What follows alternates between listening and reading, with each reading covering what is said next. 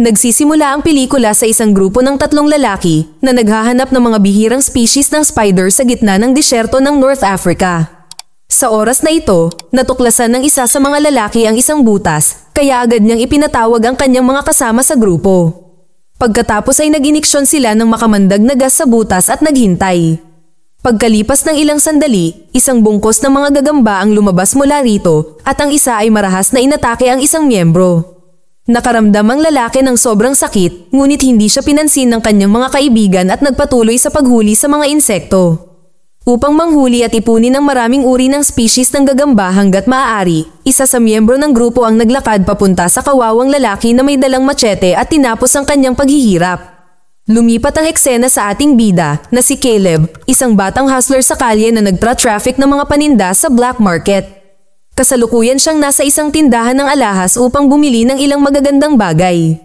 Gusto niya ang pinakamagagandang bagay, kaya dinala siya ng may-ari ng tindahan na si Ali sa isang lihim na storage room kung saan tinipon niya ang lahat ng hindi rehistradong bagay para sa pagbebenta. Ipinakita sa kanya ni Ali ang isang set ng magagandang hikaw, ngunit nakatutok ang tingin ni Caleb sa koleksyon ng mga mahalagang nilalang. Siya ay partikular na nabighani sa pambihirang gagamba mula sa naunang eksena. Kaya, nagpasya siyang iuwi ito kasama ang mga alahas. Bago umalis, binalaan siya ni Ali tungkol sa nakakalason na gagamba, pinayuhan siyang maging maingat. Bumalik si Caleb sa kanyang apartment sa isang malaking gusaling hugis singsing. Pagdating doon, nadatnan niya ang ilang kabataan sa komunidad na naglalaro ng mga paputok at nagkakalat sa lugar. Nang mapagtantong pinapahirapan nila ang trabaho ng janitor, kinumpiska ni Caleb ang mga paputok at pinagalitan ang mga ito. Pagkatapos ay nakipagkita siya sa kanyang kaibigan at kasosyo sa negosyo, si Matthews, na isa ring part-timer na MMA fighter. Nagtutulungan silang dalawa sa pagbebenta ng Nike sneakers sa mga residente. Habang tinitingnan ang bilang ng mga paghahatid, napansin ni Caleb na ang isa sa mga kahon ng sapatos ay nabasa dahil sa ilang pagtagas ng tubo. Iminungkahi ni Matthews na ihatid ang sapatos sa parehong kahon, ngunit binibigyang diin ni Caleb na dapat nilang mapanatili ang kalidad nito. Kaya, hiniling niya kay Matthews na bumili ng isa pang kahon. Kasunod nito, pumasok si Caleb sa kanyang apartment, kasama niya sa bahay ang kanyang kapatid na babae, na si Manon. Nag-set up siya ng ilang aquarium ng mga bihirang insekto sa kanyang silid na nagpapahiwatig ng kanyang pagkahilig sa mga kakaibang hayop. Si Manon ay hindi nasisiyahan sa kanyang kapatid na gumagastos ng pera sa mga walang kwentang surot sa halip na tulungan siyang tustusan ang mga gastusin sa bahay. Palagi siyang nagrereklamo sa kanya, ngunit hindi siya pinapansin ni Caleb tulad ng dati. Pagkatapos nito, inilagay niya ang makamandag na gagamba sa nasirang kahon ng sapatos hanggang sa makagawa siya ng bagong tahanan para dito. Kinagabihan, dumalo si Caleb sa isang maliit na birthday party ng isang babaeng nagngangalang Claudia. Siya ang nag-alaga sa kanya at kay Manon pagkatapos ng pagpanaw ng kanilang ina, kaya naman labis ang kanilang pasasalamat sa kanya. Sinurpresa ni Caleb si Claudia gamit ang hikaw na binili niya kanina na ikinatuwa niya. Pagkatapos ng party, bumalik siya sa kanyang silid para lamang matuklasan na ang gagamba ay nakalabas sa kahon ng sapatos sa pamamagitan ng isang butas. Nabigla siya dahil dito, kaya nagsimula siyang maghanap sa loob ng kwarto. Ngunit labis ang kanyang pagkadismaya dahil isang kakon lamang ang kanyang nakita sa kahon. Sa takot na baka atakihin siya nito sa gabi, nilock niya ang kwarto at natulog sa sopa. Kinaumagahan, nagising si Caleb sa malakas na tunog ng drill. Ang kanyang kapatid na babae ang nagre-remodel ng apartment sa tulong ng kaibigan niyang si Lila at ng boyfriend nitong si Jordy. Di nagtagal, nagpakita si Matthews na may dalang bagong kahon para sa sapatos.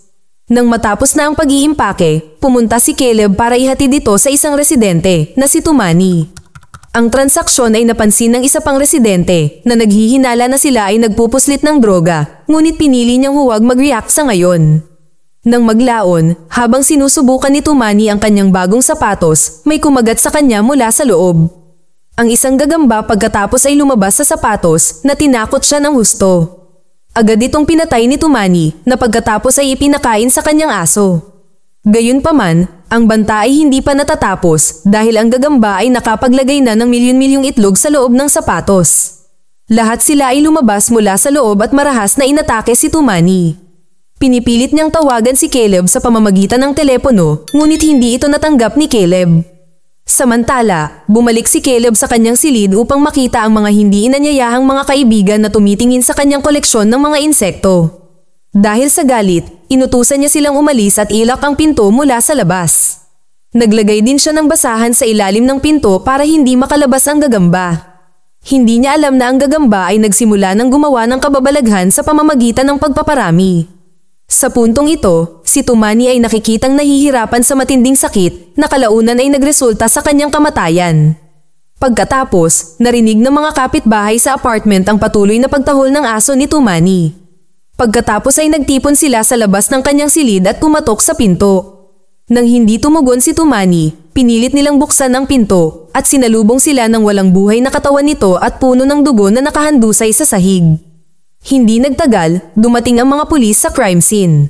Pagkatapos nilang imbestigahan ang lugar, ibinalot nila ang bangkay sa isang plastic bag at dinala ito para sa examination. Pagkatapos, kinuha ng mga residente ang aso ni Tumani at nagtipon sa silid ni Caleb upang maunawaan ang sitwasyon. Sa panahong ito, sinubukan ng naunang residente na sisihin si Caleb na sinasabing nagbebenta siya ng droga kay Tumani kanina. Gayunpaman, iginiit ni Jordy na walang mga marka ng mga syringe sa kanyang katawan kaya hindi ito kaso ng overdose ng droga. Sa kabilang banda, nililinis ng janitor ang basement nang mapansin niyang natatakpan ang lagusan ng hangin ng mga gagamba at sapot ng mga ito. Gumamit siya ng spray ng bug upang puksain ang mga ito, ngunit pinipilit lamang nito ang mga ito na pumasok sa mas malalim na sistema ng vent. Maya-maya, pumunta si Layla sa banyo nang biglang bumagsak ang takip ng vent. Sinubukan niyang ibalik iyon, ngunit hindi sinasadyang nadapa siya at nahulog. Habang bumabangon, napansin ni Layla ang isang tuwalya na mabagal na gumagalaw. Habang siya ay nagpapatuloy sa pagtingin nito, isang gagamba ang biglang tumalon sa kanya na tinakot siya ng husto. Kasunod nito, agad siyang nagkulong sa shower at tinawag ang kanyang nobyo para humingi ng tulong. Sa una ay nagpa siya si Jordy na kunin ang gagamba gamit ang baso, ngunit pagkatapos makita kung gaano ito kalaki, pinili niyang patayin ito. Tinakpan niya ng tuwalya ang gagamba at tinapak-tapakan ito ng paulit-ulit. Sa pag-aakalang patay na ito, itinaas niya ang tuwalya, ngunit sa kanyang gulat, ang gagamba ay naging napakaraming maliliit. Mabilis na isinara ng dalawa ang banyo mula sa labas at tumakbo palayo. Kasunod nito, ang lahat ay nakatingin kay Caleb, hinihingi ang katotohanan. Naniniwala sila na siya ang may pananagutan sa lahat ng kaguluhan. Naiwan na walang pagpipilian, sa wakas ay inamin niya na bumili siya ng isang maliit na gagamba na nakatakas mula sa kahon nito na naiwan lamang ang kakon. Pagkatapos ay siniyasat ni Jordy ang kahon ngunit sa sandaling mabuksan niya ito, kailangan niyang isara ito kagad. Ang kahon ay puno na ngayon ng mga gagamba. Samantala, patuloy na nililinis ng janitor ang basement nang makatagpo siya ng kumpol ng mga sapot ng gagamba sa kisame. Naintriga, binuksan niya ang vent sa kisame at nakita niya ang maraming gagamba na gumawa ng mga sapot sa paligid nito. Walang kamalay-malay sa panganib na taglay nila, ang babae ay nag-spray ng 2 lason ng sabay-sabay at umakyat upang makita kung ano ang mangyayari. Gayunpaman, ang mapanganib na mga gagamba ay buhay pa rin at agad nilang inatake siya hanggang sa mamatay. Bumalik sa apartment ni Caleb, iminungkahi ni Jordy na lumikas sila sa gusali at iulat ang problema sa mga awtoridad. Sumang-ayon ang lahat, ngunit bago sila umalis, nagpa siya sina Caleb at Mathis na ipaalam sa iba pa nilang mga kapitbahay. Ang dalawa ay nagpunta sa mga pintuan ng kapitbahay nila upang balaan sila tungkol sa paparating na panganib, habang ang iba ay naghihintay sa silid ni Caleb. Gayunpaman, ang kanilang mga pagsisikap ay walang saysay dahil walang tumugon sa kanila. Sa huli ay narating nila ang silid ni Claudia at nakita nilang nakabukas ang pinto. Habang papasok sila sa loob, nakita nila itong natutulog sa harap ng TV. Si Caleb ay nagpatuloy upang gisingin siya, ngunit siya ay natakot nang makita ang mga spider na lumalabas sa kanyang katawan na nagpapakita na siya ay patay na. Samantala, nabasa ni Jordy sa online na ang ilang mga species ng spider ay maaaring lumaki ng 10 beses na mas malaki kaysa sa kanilang ina upang pabagsakin ang kanilang mga target. Maya-maya pa ay nakarinig sila ng ingay mula sa kusina. Pumunta sila upang suriin ito at nagulat na natagpuan ng isang malaking gagamba na umuusbong mula sa tiyan ng patay na aso. Nang maramdaman ng matinding banta, nagpa siya sina Jordy, Layla at Mana na umalis kaagad sa gusali. Sina Caleb at Mathis ay sumama sa kanila sa hallway at ang grupo ay tumungo sa labasan. Nang makita nila ang pangunahing pinto na natatakpan ng mga higanteng gagamba, plano nilang lumabas sa pamamagitan ng basement sa parking lot. Ngunit sa kasamaang palad, ang eskinita bago ang parking lot ay kung saan ang mga gagamba ay naninirahan na ngayon. Habang nag-iisip ang grupo ng mga ideya para makatakas, itinakda ni Caleb ang timer para sa bumbilya sa silid. Napansin nila na ang mga gagamba ay humihinto sa pagdalaw habang ang ilaw ay nakabukas. Gamit ang impormasyong ito, gumawa si Mana ng isang plano, nagpasya siyang manatili at hawakan ang switch ng timer hanggang sa tumawid ang grupo sa eskinita. Nag-aalangan si Caleb na iwan ang kanyang kapatid, ngunit tiniyak niya sa kanya na maaabutan niya sila. Kasunod nito, hinawakan ni Mana ng switch, habang ang iba ay nagsusuot ng talukbong at maingat na dumaan sa mga gagamba at sa kanilang makakapal na sapot. Sa sandaling makarating sila sa kabilang panig, itinakda ni Mana ng timer sa pinakamahabang setting at tumakbo patungo sa kanyang grupo. Ngunit habang papalapit siya sa dulo ng eskinita, namatay ang ilaw, dahilan para mapahinto siya. Dahan-dahan siyang pinalibutan ng mga gagamba at tila sasalubungin na niya ang kanyang pagkamatay. Gayunpaman, dumating si Caleb sa tamang oras at hinila siya patungo sa kanya. Bagamat ligtas silang nakatawid sa eskinita, hindi sila nakalabas dahil naisara na ng mga pulis mula sa kabilang panig ang pinto. Nang subukan ng grupo na buksan ito, ang mga pulis ay naglabas ng mga smoke bomb na pinipilit silang umatras muli sa kabilang panig. Pagdating sa hagdan, napagtanto nilang nawawala si Jordy. Nagmadaling binuksan ni Caleb ang pinto ng eskinita upang iligtas siya, ngunit huli na ang lahat, si Jordy ay nakabalot na sa isang sapot at kinakain ng maraming mga gagamba. Ang iba pang miyembro ng grupo ay nagtago sa isang silid at nagluluksa sa pagkawala ng kanilang kaibigan. Pagkaraan ng ilang sandali, nagkaroon ng ideya si Mathis na pumunta sa bubong upang makahanap sila ng tulong mula sa kapitbahayan.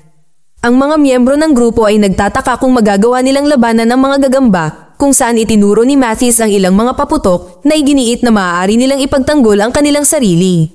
Kasunod nito, nagsimula silang umakyat sa hagdan habang itinataboy ang mga gagamba sa tulong ng mga paputok, flare, at torchlight. Nang maubusan sila ng mga supply, kumuha si Caleb ng isang Molotov cocktail at itinapon ito sa mga gagamba. Nagbibigay ito sa kanila ng ilang oras upang makatakas sa itaas at kahit papaano ay nakapagtago sila sa isang silid sa itaas na palapag. Hindi nagtagal, pumasok ang mga pulis sa silid at ipinagpatuloy upang pusasan sila. Ang grupo ay desperadong inaangkin na hindi sila nahawahan, ngunit ang mga pulis ay nananatiling may pag-aalinlangan. Dahil dito, nagkaroon ng pisikal na away sa pagitan ng dalawang partido. Ang mga pulis sa kalaunan ay nagawang patumbahin silang lahat bago pusasan ang kanilang mga kamay. Nang maglaon, nang magkamalay sila, natagpuan nila ang kanilang mga sarili sa parking lot, kung saan tinitipon ng mga pulis ang mga katawan ng mga gagamba na pinatay gamit ang mga lason. Sa gitna nito, napansin ni Caleb na nakagat na ng gagamba si Mathis at unti-unting lumalala ang impeksyon. Dahil alam niyang wala na siyang natitirang oras, gumawa si Mathis ng isang matapang na desisyon na isakripisyo ang sarili at gumawa ng distraction para makatakas ang kanyang mga kaibigan. Pinatay niya ang generator at sinira ang pinto ng eskinita, gumawa ng paraan para palabasin ang mga gagamba. Gaya ng inaasahan, isang pulutong ng mga gagamba ang lumabas sa pintuan na nagodyok sa mga pulis na barilin sila. Ang kaguluhang ito ay nagpapahintulot sa mga miyembro ng grupo na palayain ang kanilang mga sarili mula sa mga pagkakaposas at tumakas patungo sa sasakyan ni Layla. Sa panahong ito, si Manan ay naipit sa likod ng isang van dahil sa patuloy na putok ng baril. Pinuntahan siya ni Caleb upang iligtas para lamang matamaan ng ligaw na bala sa kanyang tuhod. Ngunit sa kabila ng kabiguan na ito, binalot niya ang sugat niya sa isang piraso ng tela at nagmamadaling sumakay sa kotse kasama ang kanyang kapatid na babae.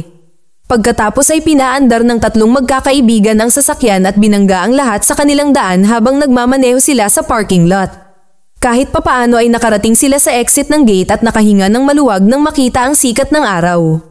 Sa huling eksena, ang lahat ng mga namatay na tao ay pinarangalan sa pamamagitan ng paglalagay ng kanilang mga larawan sa isang monument.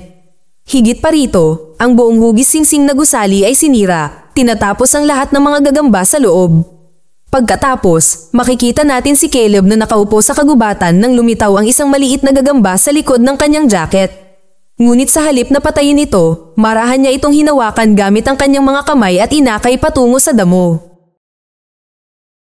Mag-subscribe para sa higit pang mga video na tulad nito, i-on ang notification at mag-iwan ng like para matulungan ang aming channel. Salamat sa panunood.